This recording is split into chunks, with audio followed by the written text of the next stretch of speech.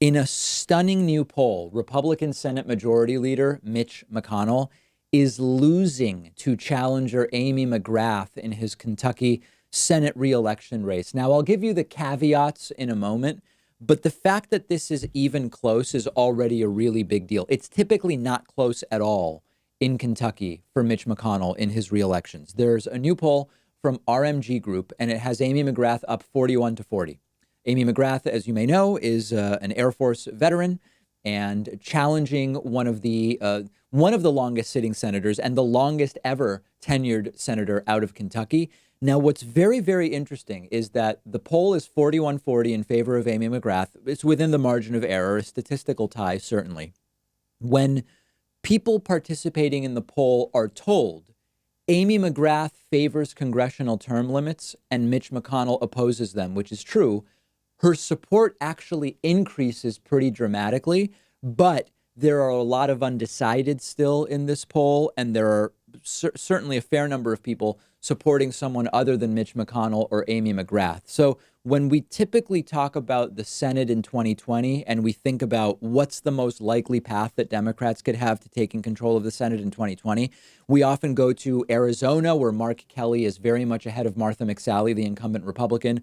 We'll look at Cory Gardner, Republican incumbent in Colorado, who is well behind and may lose. We think about Susan Collins in Maine, Tom Tillis in North Carolina, maybe Steve Bullock in Montana. There's a few others. I'm not talking about all of them. But we don't usually talk about Mitch McConnell. Mitch McConnell has been one of the most effective Republican legislators in years. He's gotten a ton of right-wing judges confirmed. He successfully blocked Barack Obama's Supreme Court pick, Merrick Garland, holding that seat open for a year until Donald Trump was inaugurated and ultimately selected Neil Gorsuch. That is horrifying. But if you are a Republican, that's a major accomplishment. I mean, that should have been Barack Obama's selection. And Mitch McConnell was able to hold it for Donald Trump. Disgusting. But if you're on their side, you love it.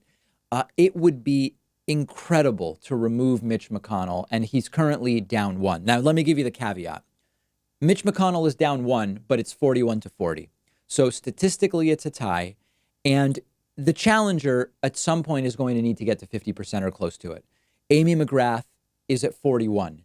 If she can't start getting to 45, 48, closer to 50, typically in these elections, the undecideds and the third party holdouts, as we get closer to Election Day, are going to break for the incumbent. In this case, it's Mitch McConnell. So Amy McGrath's ceiling could be the 41 that she has right now, which is not going to be enough to win it. But it's a fight. It's a fight. Anti-McConnell Kentuckians should get involved in this race. It would be a race, if you're in a state that doesn't have a hotly contested Senate seat, you could get involved in phone banking and fundraising for Amy McGrath. McConnell has been in the U.S. Senate longer than any other senator from Kentucky has ever been.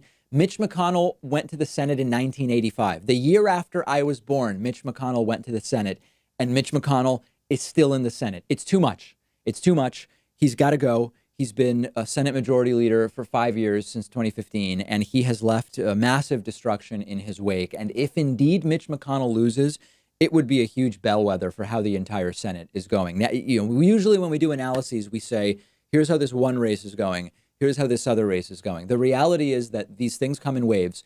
If the incumbent from 1985, Republican Majority Leader, is knocked out in Kentucky, a lot of these other races are likely to go in the direction of Democrats. And we will probably, if that happens, have Donald Trump to thank.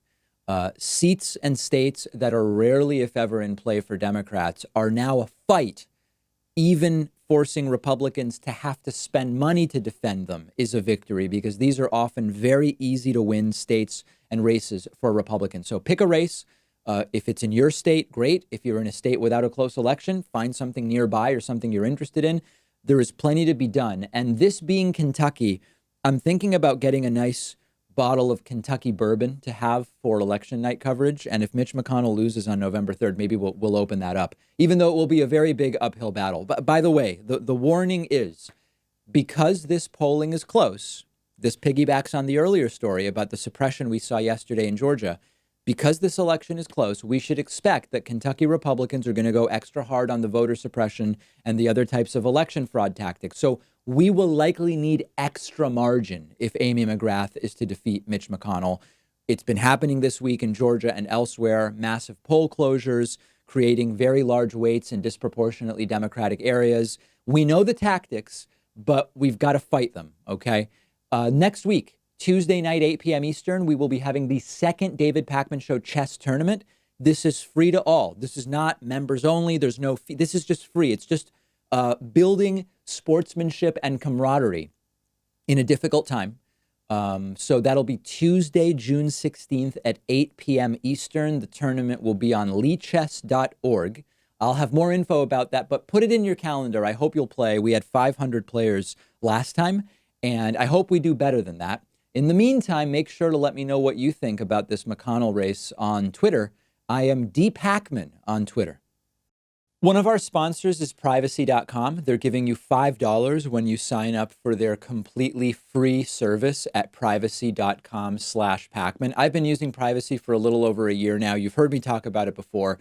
It's a lifesaver, and here's how it works. Takes just a couple of minutes to set up. Anytime you buy something online or on the phone, instead of actually using your real credit card number, the Privacy app and the browser plugin let you give each company a randomized virtual credit card number that you create out of thin air. It'll even autofill the card number with one click. And the payment is taken out of your checking account without the merchant ever knowing your real information. So this allows you to keep your banking information secure, but also to take control of your finances. You can create up to 12 of these virtual credit cards a month. You can set spending limits. You can freeze them.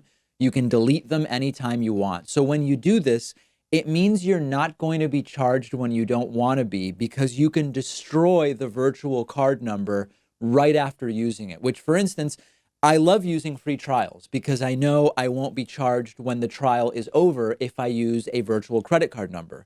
You're keeping your identity private by not telling companies who you are. You're keeping your bank or credit card info protected against data breaches and identity theft. And it's free. There's no catch whatsoever. But if you want, Privacy also offers a $10 a month plan that gives you 1% cash back and lets you create 36 credit cards a month, and a $25 a month plan tailored more for small businesses where you can create 60 card numbers a month and much more. But definitely go ahead and at least get started with the free plan. You'll protect your financial info. Companies can't charge you unexpectedly. And like I said, you'll get $5 to spend when you sign up at privacy.com/Pakman.